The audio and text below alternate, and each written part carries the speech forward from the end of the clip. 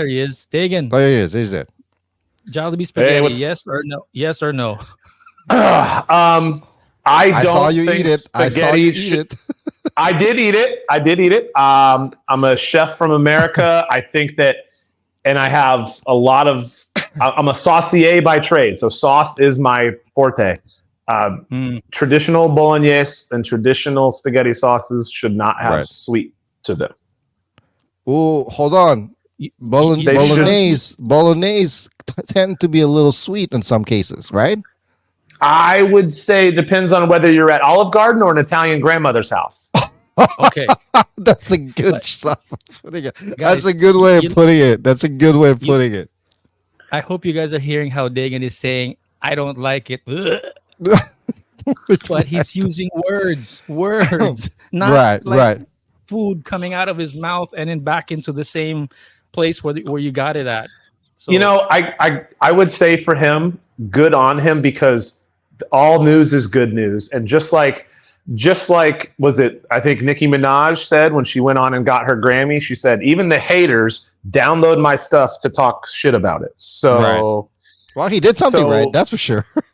so if he's going viral, I mean, he's literally like, he's gonna make 10 grand off that video this month. Oh, So that Like, just pisses who's- me off, man. you know what I mean? Like, it's like hard to judge it as a content creator, because I'm like, Right. that sucks, and you're a POS, and you shouldn't do it that way, and you didn't realize that you're insulting 19 million people Right. in one country. Right. But at the same Right. time, bro, like, good on you, good job, because it's viral. But it's not because fair. It's not because fair. here we are talking about Yeah. it. Right. Right. Totally. But it's definitely Totally. not fair. And like I said earlier, I'm okay with it, but it pisses me off when you're going to take a fried chicken and dip it in pineapple juice. Get out of here, dude. Seriously. I mean, technically, when I do my fried chicken or like chicken wings, pineapple juice goes in my teriyaki glaze. But It's like, on the glaze, but you're not dipping it in the juice. right. There's a difference, you know? Right.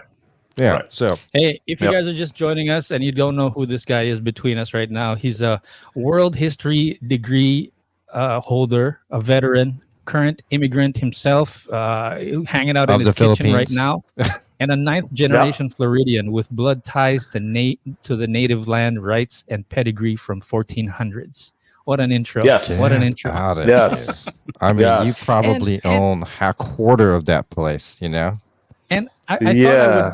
I thought I would share that with you, hanging out at his Bohol kitchen right now, by the way, because there's this thing that Jason wanted to talk to you about. What's itching? What's scratching your socks right now? There's a pebble in your boot. Yeah. What is it, Jason? So the big thing really is for quite a while. That's a good way of. All right. Okay. All right. I see where it's going.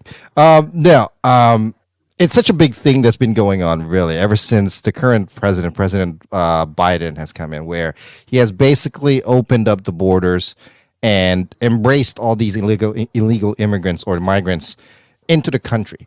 And fine, honestly, okay, sure. You know, it's the land of the free, home of the brave. Can I pause? Can I? Yeah. Go ahead. Can I pause right there? So Yeah, go ahead. Go ahead. you will never hear me speak positively about Joe Biden, but I do have to correct you in the fact of that, like, so I'm from Florida. The floodgates have always been open. I remember as a Correct. child, the boats from Haiti, Dominica, and Cuba, like landing on the beach where we were having a Sunday barbecue, and 100 Get out. homies come running up the beach, and that was Hold- 30 hold- years ago. You've seen this up close and personal in on the shores?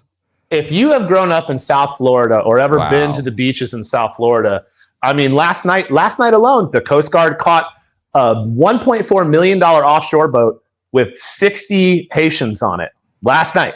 Right. And that's right near where my old house is. And that's very, very common. So yes, what he did take down Title 42, he did take down a couple other amendments, and he did stop construction of the wall. Right. But the wave had always been coming. I will Correct. tell you that. Well, So Just continue. not as Sorry. news. it's always been coming. It's always been an ongoing issue for as long as I can remember. Okay, but I've never seen it basically handing the keys to every single person. You know what I mean? Maybe because and we're hearing about it now. Only No, because it's Well, on social media now. it's very simple. What controls the world? yeah, money. Yeah. Right. So Yeah. they're literally incentivizing the thought of doing it. Like I actually just had a laughing conversation with a friend of mine that if I go broke and it doesn't work here in the Philippines, I'm going to fly back to Mexico, drop my passport in a box and mail it home, and walk across the border, get a new name, new passport, a couple $1,000s, a free credit card, and a Right. free hotel, and start fresh. Like It's Megan's insane. got Noel actually made a good point about this on the last conversation regarding this. Well, come on in. It's free money, free food, free housing for 2 years. And what we're going to do is we're going to kick out a bunch of people from their own places, close out of school, so you got a place to sleep in. Really? that's the Filipino So- spirit. I think that you know how you have. So first off, yeah, just a quick background for those that are watching. Right. Obviously, thank you so much for having me. I really appreciate this. I got my degree in world history, wartime studies, and propaganda while in the military, while serving on deployment on the Abraham Lincoln, studying this over the last 500 years in repetitive motion, and even studying it over the last 10,000 years, Wow. be it the Canaanites, the Palestinians, I mean, all over the world. This happens very often.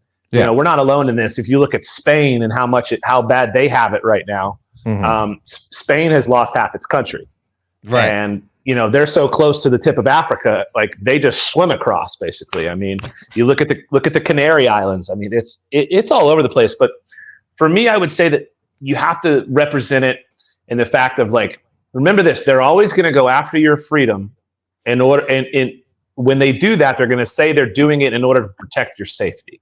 Correct. And what we have here is a massive security issue. I honestly don't care about migrants coming across because as a chef, I've employed every one of them. Yeah. The best dishwashers, the best line cooks, the best prep cooks that I've ever had, the best fish hands on boats that I've ever worked with. Even in the military, you know, some of the guys I worked with were migrants that joined the military to earn a citizenship. Right. They work hard, and none of us sitting here are going to go pick potatoes. No. Mm. Well, Yeah, I mean, I would. If I have to, I would. Grateful for the opportunity. that You know they what I have. mean? Yeah. So, but the problem is that the reason now in today's world, post 9/11, post Cold War, post espionage, the reason we have got to put up the wall is national security, and that is an unarguable fact. Like, I will tell you right now, if 3 million people have come across in the last 2 years, I guarantee you 5 to 10,000 of them are sleeper cells. And now I worked in the military. I worked with counterterrorism, joint task force terrorism, counterterrorism units. I've gone on pirate hunts. I've been there, done that with smugglers, Somalis, Saudis, Iranians, Africans. I've seen the good, the bad, and the evil from all corners of the world. And I will tell you right now that in America, Chinese, Shiite Sunni Muslims, and North Koreans, and Syrians, there's probably 20 to 30,000 sleeper cells in America right now today that are literally just waiting for the word activate. Right. That's a scary thought. There. Yeah, They're I'm there. sure it is. They're in your malls. They're in your shops. They're in your malls. They're at the gas station. You have no idea. Right. Let me ask though before we move forward with this, because I'm still trying to wrap my head around it. As I was saying to Jason a while ago, and it's a question: is it really bad now? The sleeper cells and everything that you mentioned, is it bad now because of the sign of the times, or is it only bad now because it's on social media, it's easy access for the news, and it's never been talked about before? Or has it always been equally dangerous? It's one of those things where society doesn't like the truth. Right. Like if you're getting fat, you don't like me telling you you're getting fat, right? Mm-hmm. No one likes that. No one likes the ugly truth. People don't watch death. They watch fake death on Hollywood. And it has been a thing for a long time. Sleeper cells have always been here. How the hell do you think that the 9/11 job guys got here? Correct. So it's something that you've never stopped. Now, I'm a movie buff. Go back to Sicario. Okay, I don't know if you've seen the movie Sicario Oh 1 and yeah. 2. Oh yeah. Okay, Sicario 2 lays it out there perfectly. The beginning of that movie, the beginning of Sicario 2 should be the campaign ad for the upcoming election, and it should be the financial and fiscal fact of why we need to build the wall and why we need to close the border.